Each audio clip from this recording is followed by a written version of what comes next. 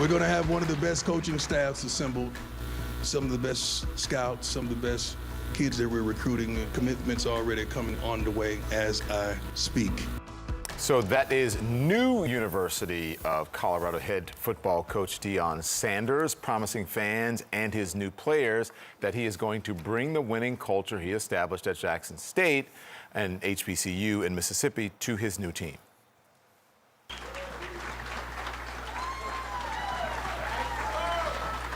How about that? Yeah, how about that? All right, you go do this thing. So Sanders is now being criticized as a so-called sellout for leaving Jackson after many envisioned him altering the landscape of sports at historically black colleges and universities. He did land top recruits. He went 27-5 in 3 seasons and just won the school's second Southwestern Athletic Conference title in 2 years.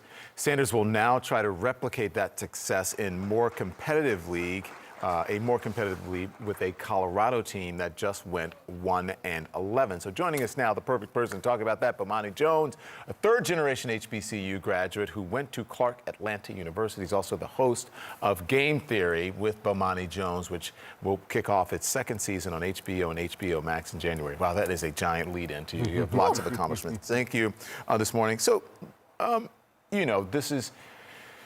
I kind of feel like we're talking about family business, like in front of everybody. You know what I'm talking about? Because there's a long tradition in the African American community about HBCUs and whether you go, whether you're not, and this.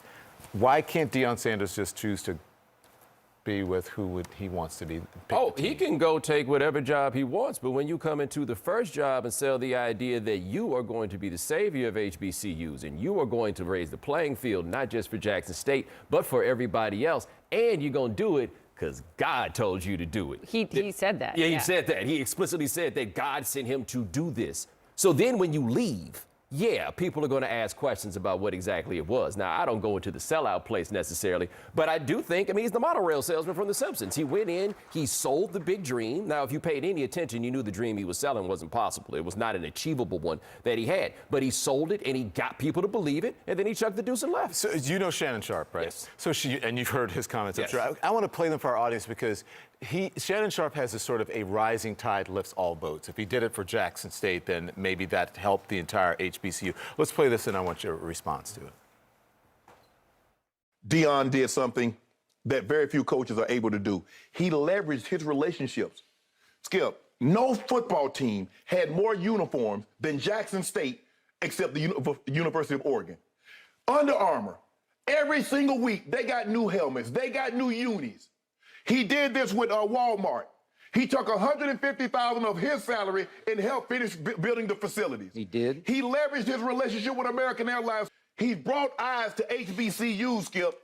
There wasn't nobody talking about HBCUs, especially now. They're talking about, they're on television. That's because of him. He gave you a blueprint. Now follow the blueprint. He's saying basically mission accomplished. What do you think? Well, I mean, part of it, and I love Shannon to death, part of where I disagree with him is so much of that was singular to Deion Sanders. Like, we do have to admit that he is the charismatic individual. Like, just because Deion could do it doesn't mean that everybody else can do it. That's the first part. The second thing, they're going to play in the Celebration Bowl, I believe, next week in Atlanta against the champions of the MEAC. They played in that bowl game last year. South Carolina State blew their doors off in that game. Do you know the head coach at South Carolina State? Can you name a single player at South Carolina State? I can't. It brought attention to Deion. It brought attention to Jackson State. You weren't going to bring attention to all these other schools in the time period that he was there. Like, if he was really going to accomplish that, that's a 10-year program, at least. You're saying he had to stay. Yeah. And so 60 Minutes profiled him just like a month or two ago. And it was on that program. He said, I believe that God called me collect and I had to accept the charges. And then he said this. Let's play it. It's a lot of folks sit back with Twitter fingers and talk about what they're going to do. And I wanted to go do it. Do what? Change lives, change the perspective of HBCU football, make everyone step up to the plate and do what's right by these kids. Didn't he do that at least by starting it? And now, as Shannon was saying, is it up to others to carry it forward? I mean, if he can go find another Deion Sanders. Right? Like, that's the thing of this, is that if you're talking about establishing something long term, right? Something that is sustainable, the idea he got it started, now you go do it. I don't. Aren't you making his blueprint argument? Because there are others who are in the NFL or former NFL players who are charismatic. Who could do it. And who could step into Deion other Sanders has HBCUs. spent the last 35 years telling us there ain't but one Deion Sanders. And now he's telling us go find somebody else to do what Deion Sanders does. You can't have this both ways. I don't judge him for taking the job at Colorado. They probably increased his salary by something like 15 times, right? I totally get that. It all makes sense.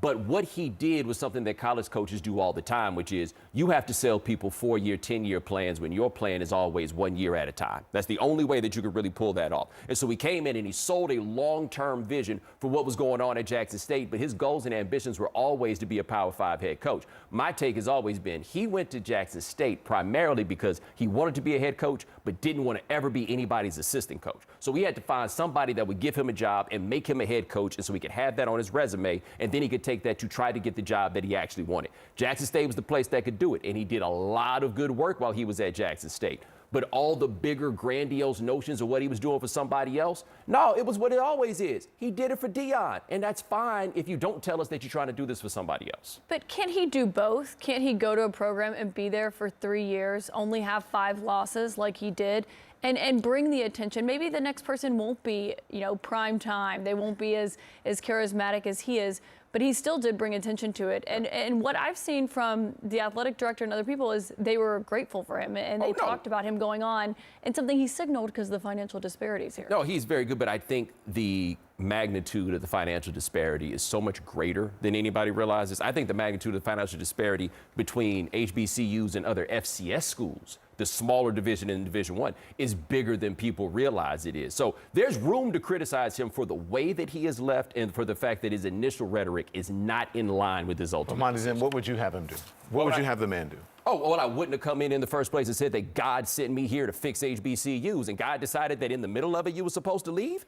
Right? I mean, like, the thing I've said is maybe God wants 10% of $5 million and not 10% of $375. If God can do math, I can understand why it is. He sold a dream and then walked out on the dream. People have the right to be critical of that. I also would have taken the job that he took at Colorado, right? It's not a judgment of the fact that he took the job, but this is not in line with what he told us for all these years. But the reason I'm glad we're having this conversation is because it does highlight those massive financial disparities. And so I guess the question is not just do you have to hire a charismatic coach who brings attention to your program to fix it? What's the other way to fix it? The problem that we have here is if you watched, especially during the pandemic when everybody had all their crypto money and you had all these different schools that were like, yo, we now have more billionaires donating to our schools, plural, billionaires, because that's what makes this work really is those donations and big television deals. That's where the money comes from.